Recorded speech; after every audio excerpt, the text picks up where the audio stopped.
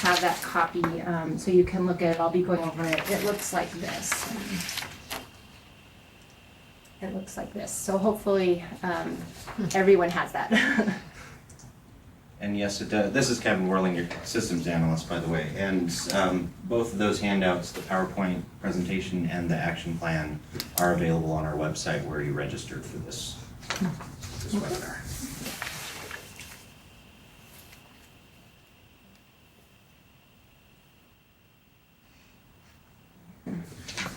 Okay, so the Education for a Partnership in Asthma Care is a section in the National Asthma Education and Prevention Program, NAEPP Expert Panel Guidelines. That's a mouthful, sorry. But that section really focuses on partnering with patients on goals of treatment and medications and actions that patients will use to control their asthma.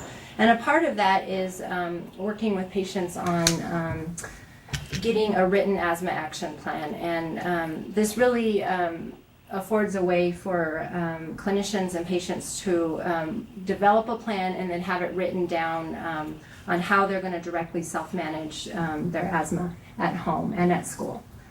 The NAEPP guidelines recommend that clinicians provide all patients with a written asthma action plan that would include instructions for daily management, which would include what meds to take daily, what actions to control triggers, and then how to recognize and handle worsening asthma, and that would include how to adjust medications at home or at school.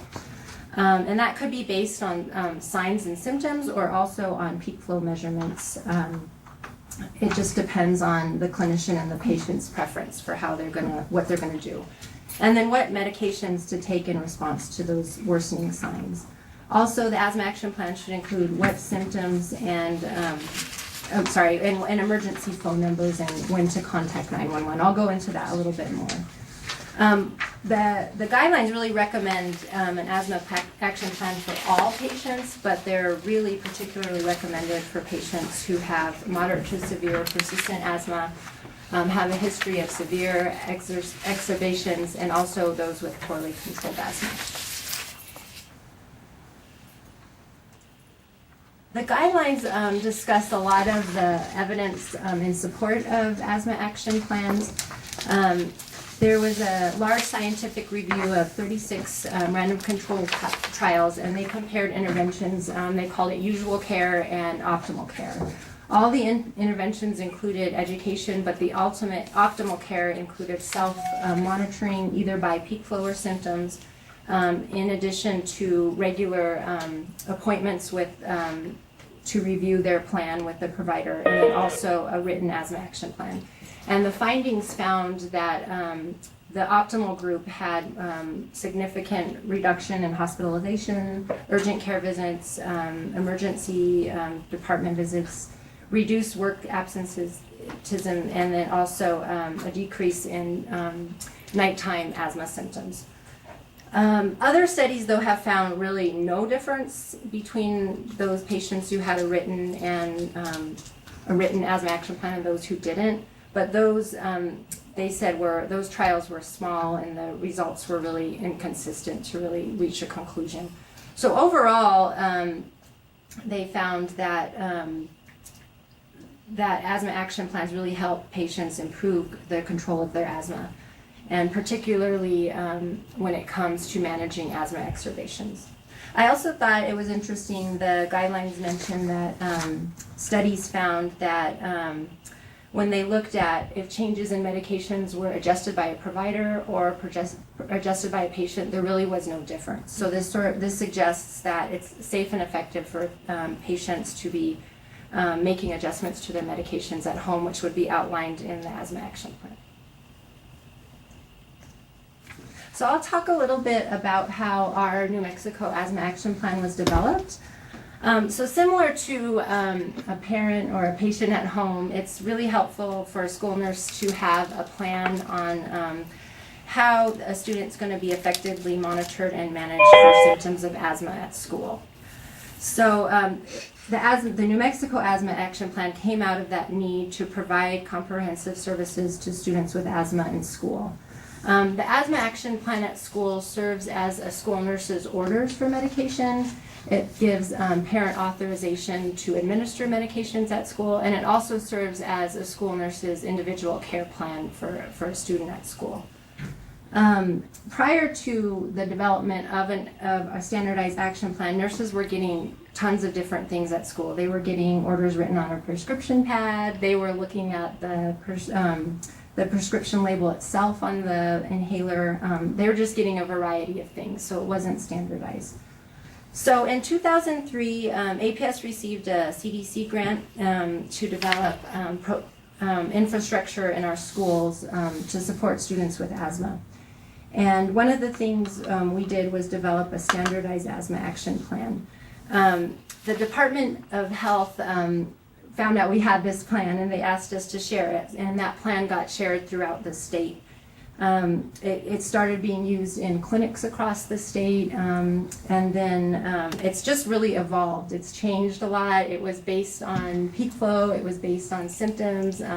It turned into a landscape format, horizontal. So it's just evolved throughout the years. And then about 2 years ago, when the New Mexico Council on Asthma was established, one of the things they decided to work on was creating a standardized plan for all schools across the state. So that's what we have now and what we call the New Mexico Asthma Action Plan for schools. So that's how that happened. Quite a process. So I'll go through the plan itself. I'll go through each part. There's 3 main parts of the plan. The first part, if you look at it, is that top blue part. And this is the section that's really supposed to be filled out by the parent, and also the nurse a lot of times fills that out. And it has information on parent contact, emergency contact. It's the area that triggers are identified, what the student's triggers are. And then it also has an area that lets the nurse know when the student was last seen by the provider, which is really important to school nurses because a lot of times we'll find out the student hasn't been seen in over a year by a provider, and when we try to fax an asthma action plan over to the provider, oftentimes they won't fill it out if they haven't been seen in over a year. So it lets us help the nurse help that parent to get him into the doctor and be seen and get that plan filled out, and also just to assess asthma control and work with that family.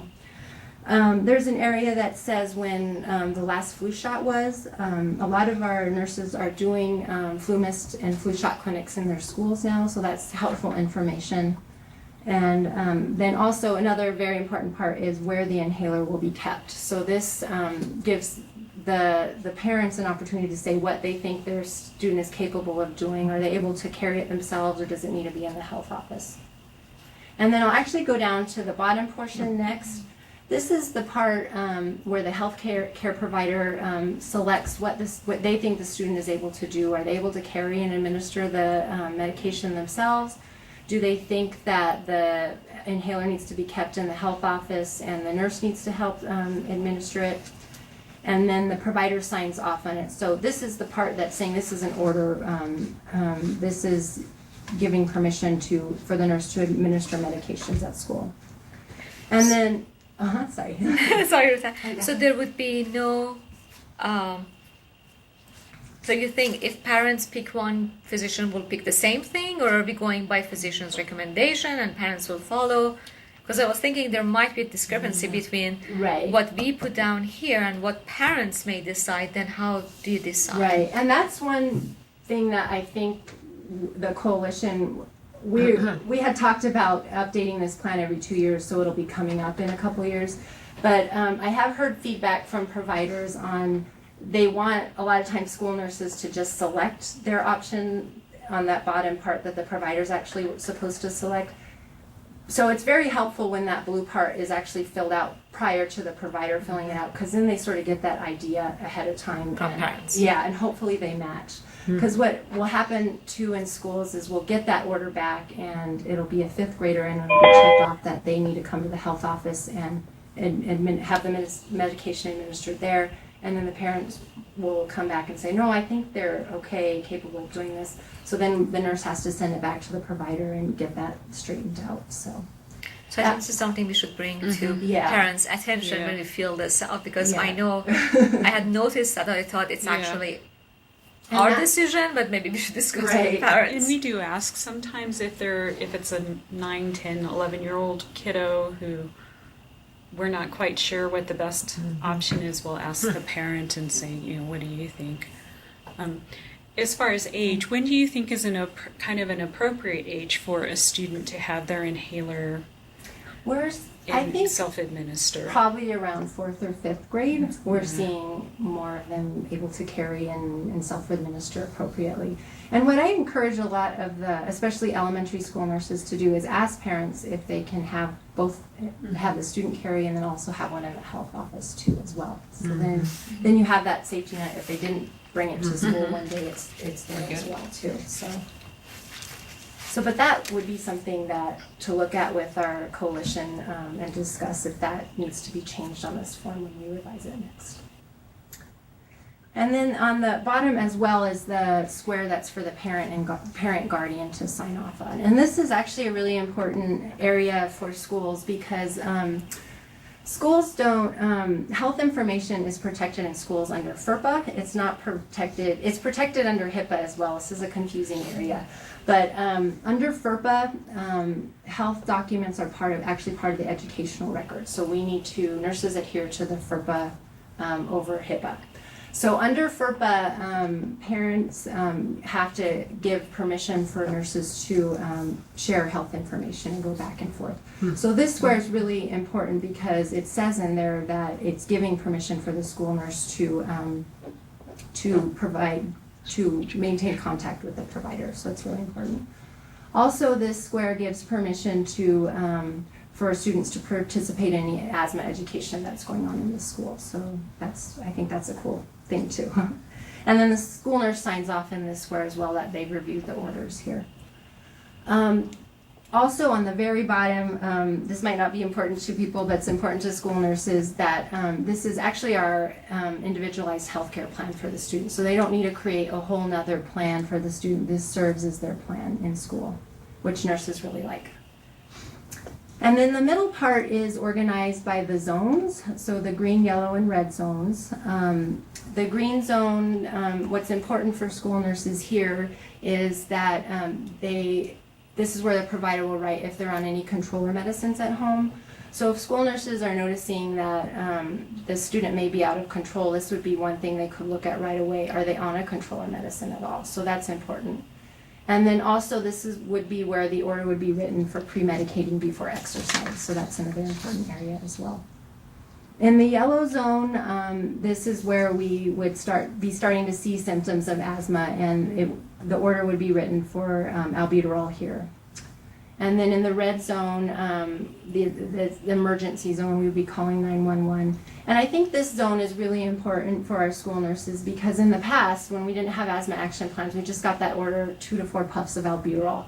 And I think nurses were kind of hesitant to be liberal with the albuterol. And so in this red zone, it really gives them that the ability to be liberal with the albuterol. So oftentimes it's saying, 6 to 8 puffs every 20 minutes. So that's what I like about that red zone for school nurses. And then for schools who have oxygen, it gives them that order as well. In APS, we don't have oxygen in our schools, but that's important for those real rural schools in New Mexico that do have it. And then on the left-hand side of the zone section, you can see there is an area to put peak flows. In APS, we have peak flow meters in all our schools, but to be honest, we're not really seeing that so much anymore, but that option is still there if providers want to use it. Any questions on that right off the bat? When would they use them? Peak flow meters? So it would be if a provider prescribed and gave us the peak flow ranges for students.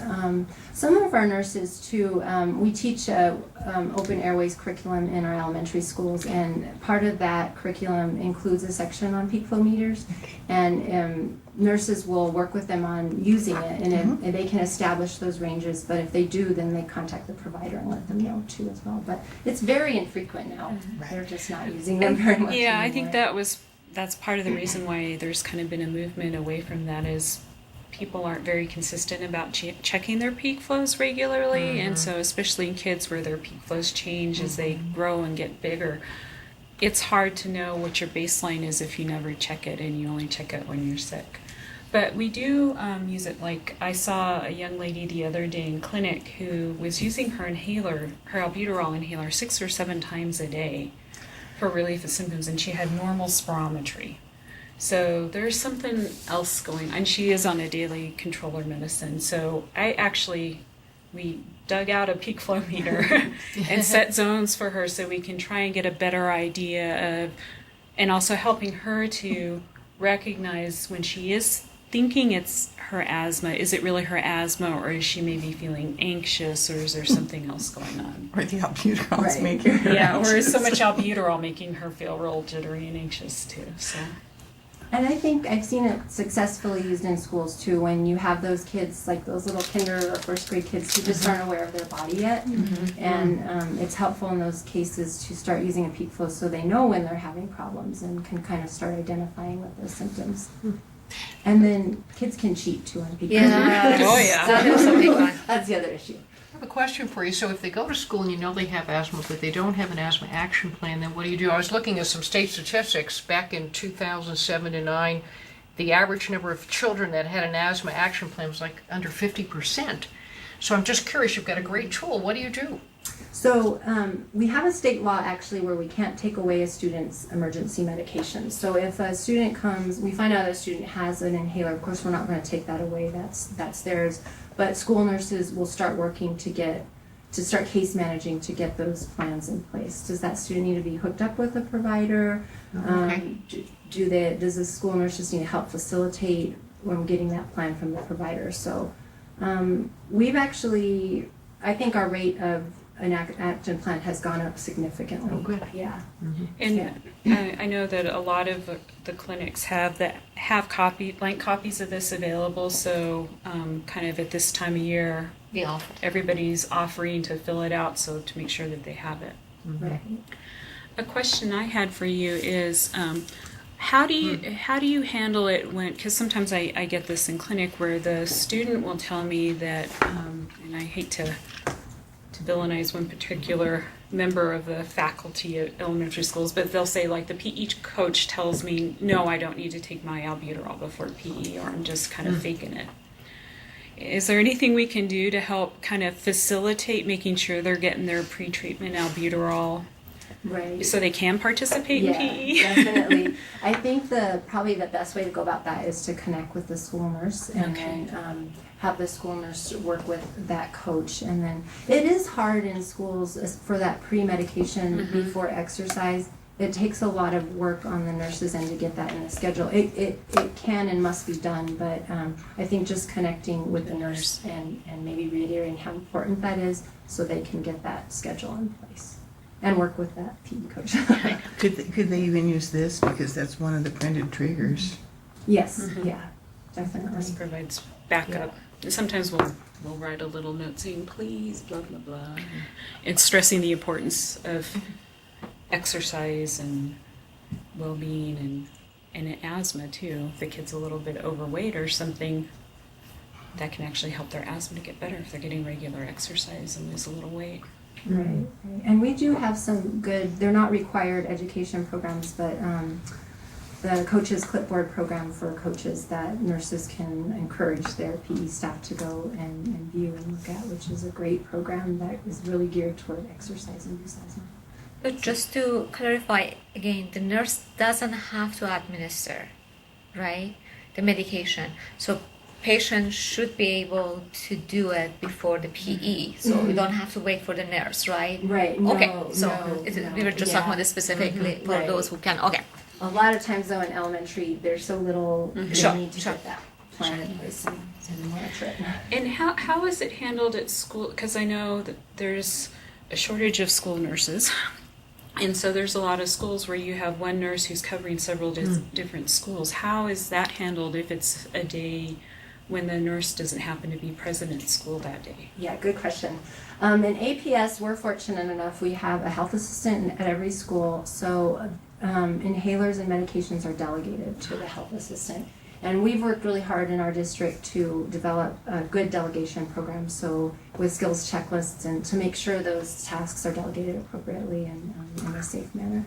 So I can't speak to across the state, but we're fortunate to have that in place. Yeah. I have another question. You mentioned you had education in the schools around asthma. And is that a certified piece of material that you have, or how do you develop that? And then you've got different reading levels as well. Yeah. In our elementary schools, we're using an evidence-based program, which is called Open Airways for School, and that was a program developed by the American Lung Association. Okay. It's really meant for 3rd through 5th grade students. And we really worked hard to try to provide this in all of our elementary schools. Okay. So for the most part, it is getting done in all of our elementary schools. And then in middle and high school, we work to develop, we have what's called an asthma notebook, and it's a booster to the Open Airways program. It's really sort of a fast program meant to be doing individually with students who nurses identified as out of control. Okay. Yeah. So, and that's something we have, the data from that has been positive, but we haven't been able to gather enough to really show yet how effective it is. So, Thank you. I have another quick Yes. question for you. So in the past couple weeks, I've seen a couple of where the forms that are being sent with the student is not this agreed upon form, it's a different form.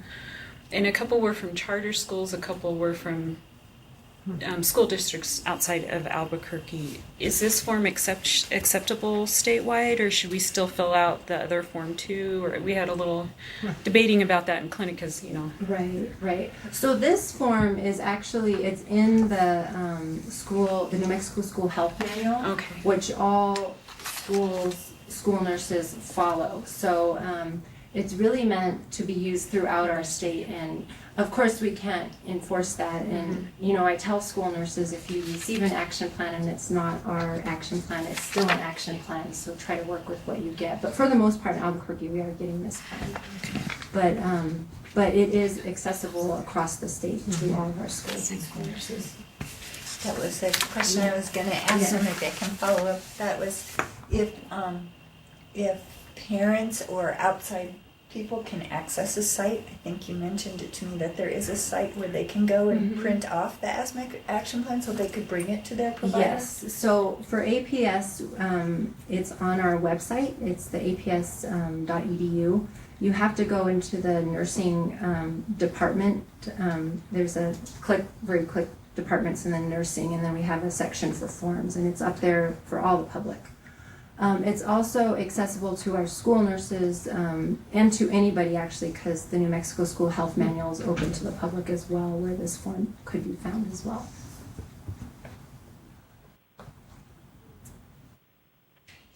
Do you want to? There was a question about what happens if the child doesn't have an asthma action plan but has their inhaler. But can you say anything about the default plan? Yeah, so Cindy Greenberg is working, she's with the Office of Adolescent and School Health with the Department of Health in New Mexico. They're working on developing and finalizing a default plan for asthma. So that would be another way to address those kids who don't have an action plan yet in place. So, and do you know when that's? I think the where that is in process is that they have a plan, and the regional health officers in our state have agreed to sign off on these forms. The question is, they would like to have stock albuterol in place when that form comes into practice. Because if you have the form and you have a child that doesn't have albuterol, then there might be an issue. So I think they're holding off on instituting the emergency default plan until they resolve the question about available albuterol. Right. And so we're in the process of asking the Pharmacy Association for help with addressing that issue. Because right now in schools we don't stock emergency medications.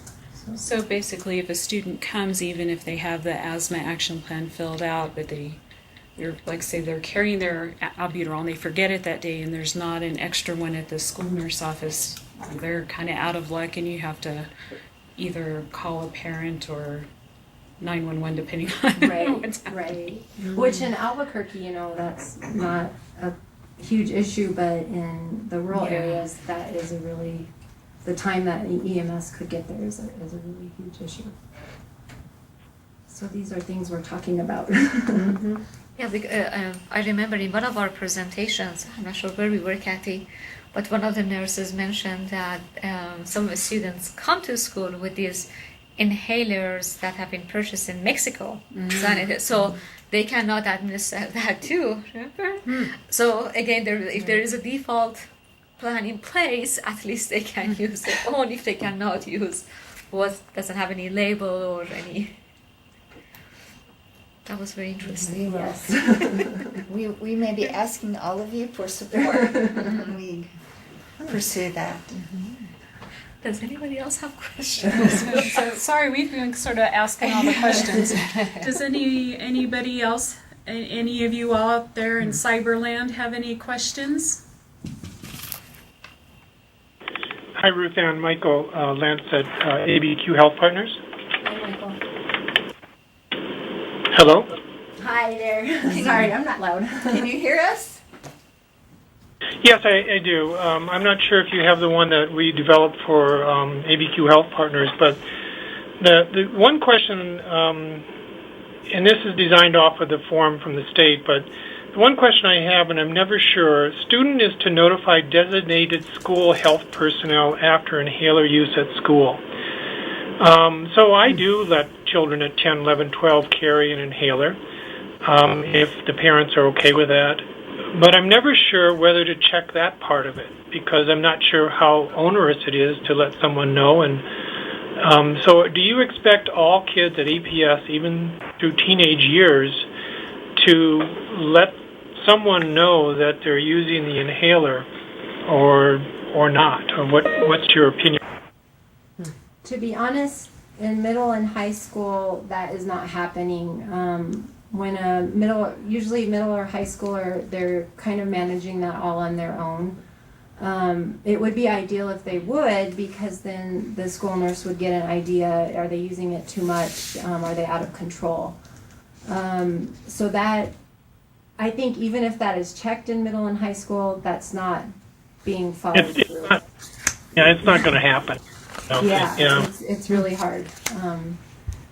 I think we've done a lot of work with our staff so that if they're noticing that a student is using an inhaler a lot or symptomatic, then they will notify the school nurse on that end. But if it's checked off, to be honest, a lot of times that's really not being followed through. Unless it's elementary school? And if it's elementary school, I think we have more of that. It just seems like in middle and high, at that point, it just kind of drops off. I don't know if it's the parents aren't so interested anymore, and it's just there's a big drop off in that area on the follow through, and it seems like it's just given to the students sort of to manage. So that's I have another question. I don't know, Kathy, if you brought the form that we developed here, and we developed it so we could try to incorporate it into our electronic health record, so that when these forms are lost or misplaced, we can just pull it up and send them. Basically, we've taken the red light and the green light and the yellow light and made a place for a barcode, but essentially we kept the form intact. I'd like people's opinion around the table on this is the pre-filled form that I use. Not everybody in the ABQ Health Partners is using albuterol this way. I'd like people's opinion about the doses of the albuterol. After the last collaboration meeting, I used to, especially in red zone, I used to say 2 to 6 puffs, but I think right now I have 8 puffs. I guess the point is to use it until it works if they're really in that dire need. So again, if you have that form, I'd like people's opinion about the dosing of the albuterol on that form.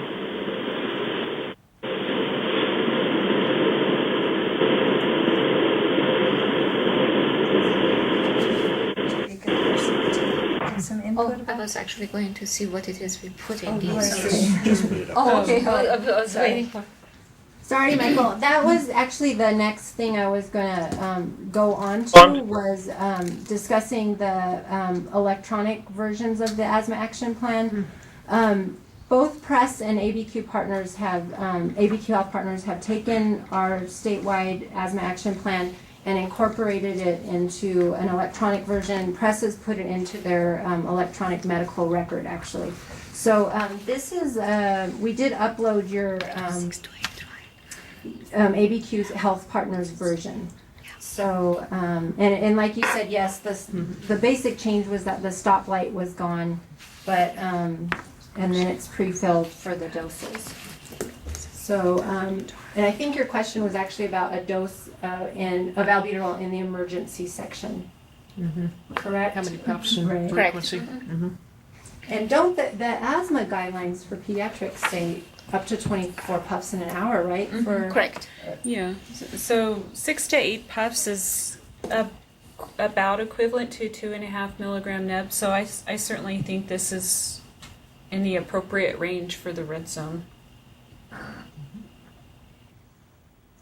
don't know if anybody else has any opinion.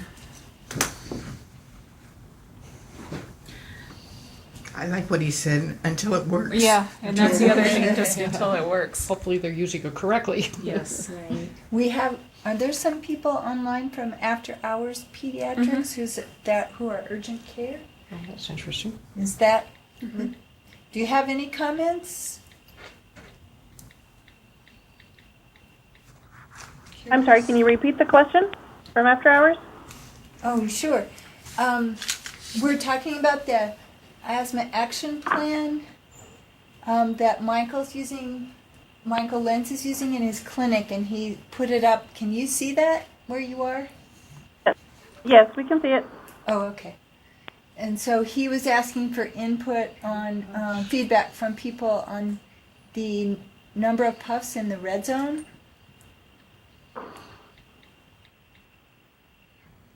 We're the RNs, so as far as the providers, I think they've done it just individually, case-by-case basis when they come in. And they usually do neb treatments versus albuterol inhaler in the office here. Okay.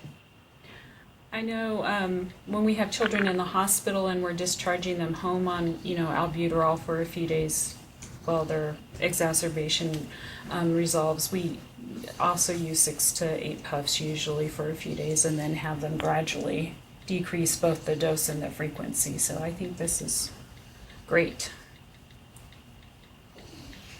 And I just think the asthma action plan kind of facilitates the nurse to be liberal in that area. So that's been one good thing I think about having a standardized plan. Do these accommodate drop-down lists?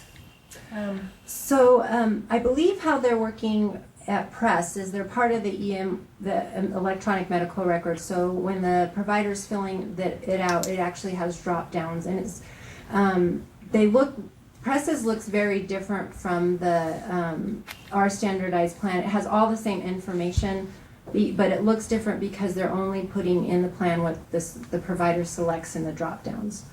So and then Press's plan is usually signed electronically by the provider.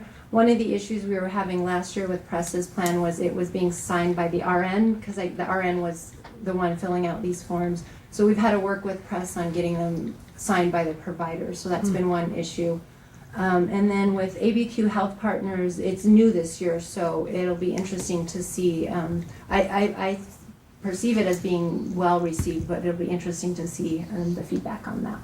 So, I have kind of a related question. Sometimes I'll have patients who, for instance, they have big triggers when it's really cold outside or really windy outside. And so sometimes they'll ask for a note saying, please keep so-and-so in if it's really cold or really windy. Is that okay? I mean, it makes sense to me. I actually had one patient wanting me to specify the wind speed, which was a little interesting. But is that something that is commonly done and it's? Yes, yeah, and I definitely think it would be helpful for the providers to kind of spell that out a little bit more for nurses. It just, in the schools, a lot of times we need that support from the providers in order to make those accommodations. So if it is spelled out and written clearly, that would be very helpful, yeah.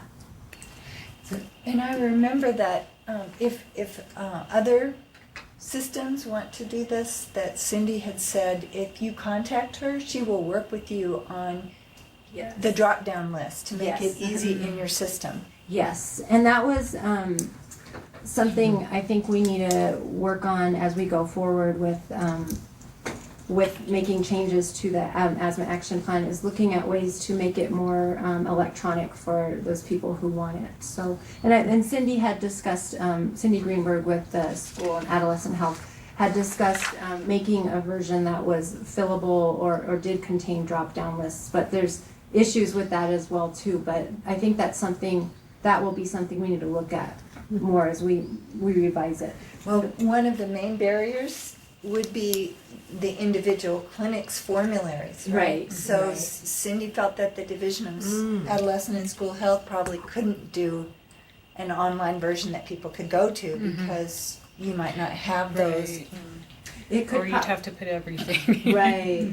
It could we could probably make a fillable form where it's typed in. The provider would just need to type in what they wanted, and instead of a drop down. But I think those are things we need to look at going forward. And then, well, did you have more on electronic? No, unless anybody has any more feedback on that. I have another question. Yes. Do you or do school nurses have available extra spacers or valve holding chambers in case they get lost or they're forgotten or they've gone out on the playground and been used for other purposes? We do actually. Nursing Services does purchase spacers. We really ask our nurses to try. They're hardest to get them from the parent, but we want all of our kids to have spacers. So if they don't have them, we make sure they get one. We don't have the mask spacers. We just have the mouthpiece spacers. But so we do. If they don't get them, we get them one. So. In some states or some districts, the providers can send their asthma action plans to one number. And Michael Lenz had asked about you doing that, and that's okay? We are doing that right now with press and our diabetes orders, and that's actually worked out really well. So I'm open. I did give Michael our fax number to trying that out and seeing how that goes. So I think a lot of times schools will have fax machines that aren't functioning, so they don't end up getting them, or they get lost and shuffled around. So this might be a better way to try out. And what do you know what that number is? Yeah, She's gonna write it down right right. Let me see if I have it on there. Let's see.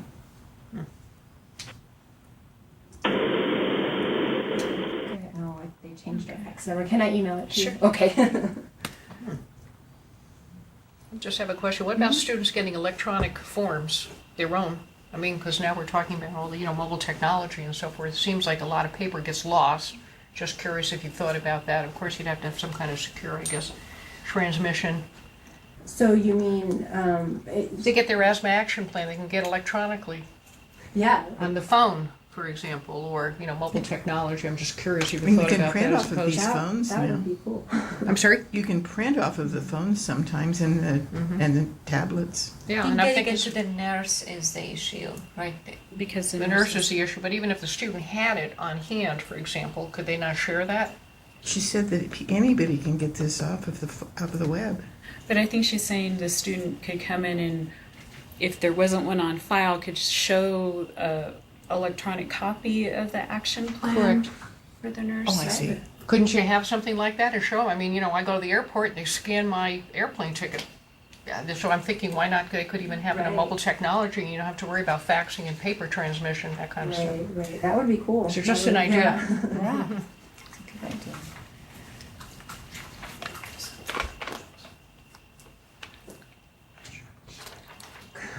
Does anybody have any other questions? I just have one more comment, RuthAnn. I know that you advised everybody in the schools to fill these top parts out, and boy, yesterday it just wasn't happening. I think I had 6 of them, and 1 was filled out. I can turn these around in no time at all if that's done. And if it's not done, it's just a real hassle. Yeah. So I know you do the best you can and just keep reminding them to have that done. Dr. Morosi just refused to fill them out at all without that being done. So just a reminder, please. Okay, and yes, I'm trying to get that word out every chance I get. And using I'll get that back to you really fast as an incentive to the nurses. And I think, that really the parent and the nurse are the appropriate people to fill that top section out because they are the experts on that student's triggers. So yes, I'll keep pushing that, and thank you for saying that. Thank you.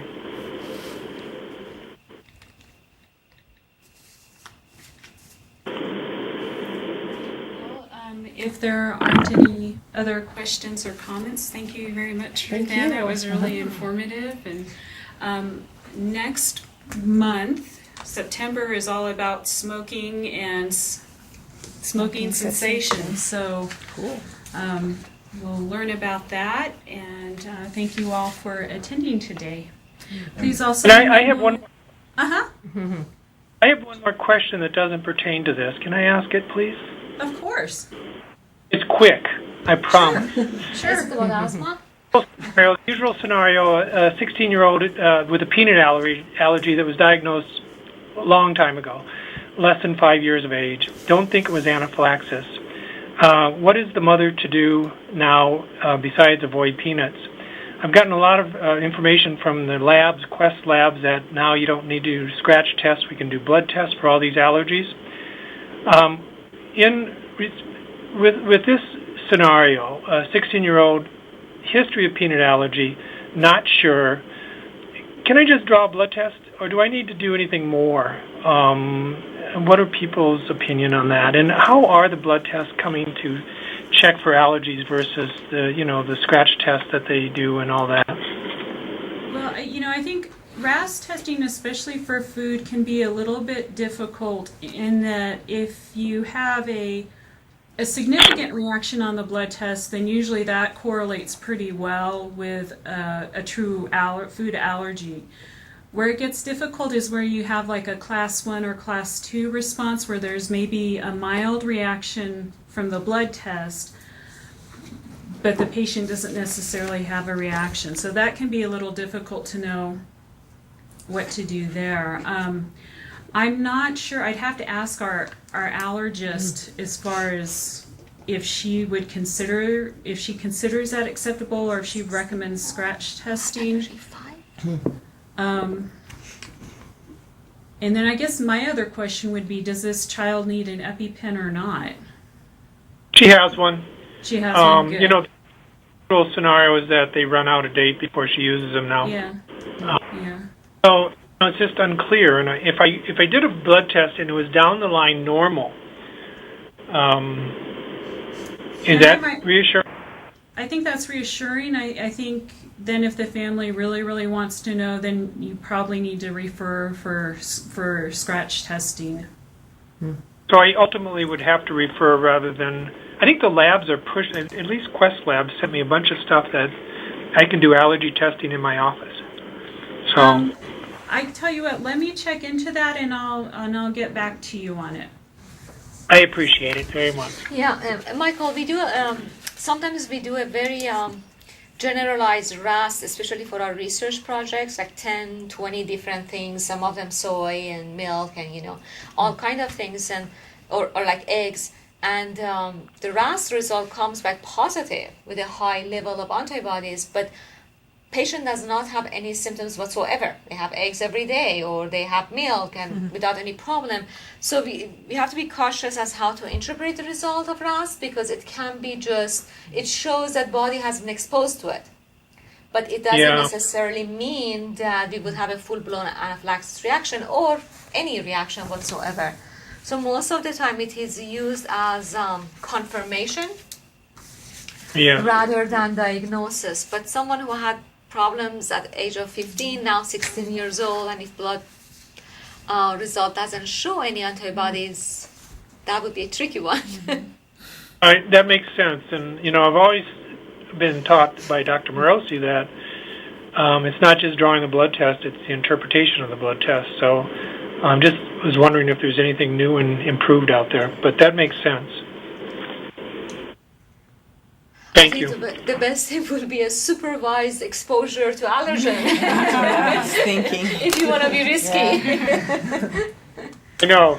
Let's have a peanut butter Better bar. to do that in a controlled situation. It has to be in a than- controlled situation, exactly. Yeah, with Epi aboard. Yeah, I hear you. Thank you. Sure. I did get that fax number too for APS. It's 505-848-9461. And that's your That direct goes fax. to our nursing services office. Yeah. And then it'll get distributed to. Yes. Yes. RuthAnn? Yes. Hi, this is Tessa from Norlea. I just wanted to add that we had a few additional providers come in during the presentation. Can I give you their names? Sure. Stacey Allen, Rochelle Tiffany, and Shaylin Fox. Thank you. Thank you. And there were also a couple of people that I missed. Last name Willard. Are you still out there? Yeah, Holly's still here. Oh, okay. Well, I'm sorry. What's your first name? Her name was Holly. Holly. Sorry, you were cutting Holly out there. Williard, yes. And who else was with you? Tessa Torres. Tessa Torres. Yes, sir. Okay. Thank you very much. Thank you. Thank you. Okay, thank you, everybody. And please remember, for those of you that are involved with Kathy's program, if you have any cases, to please submit them. Kathy, this is Poeta Kazemsab. Yes. Hello. Yes, I submitted the cases to Carol Conley, and I still haven't got a chance to present my case. Oh. Well, do you want to? Yes, we'll have Sarah go check with Carol right now. So, Okay. I mean, I could do it next month, but Well, yeah, can I just have. Can you listen? Or is it? We're scheduled till 1:30, so. Sure. If you have a minute and we can grab it, we can certainly go over Okay. it. Okay. Thank you for alerting us to that. Oh, sure. Maybe she submitted. Ask her if she submitted. Dr. Kasemsap? Yes. When did you send those to Carol? I sent them back in June of 2013. I was supposed to present in July, but I was out of town and I couldn't do it then. I remember that. Okay, yes. Yes. Wonderful. Looks like Sarah has them. Okay. So I'm sharing them with Dr. Caffey now, so she has a copy. Oh, great. And do you feel comfortable presenting? Sure. Okay. You guys don't have my about the patient, right? We just got it. Let's see. We have her asthma action plan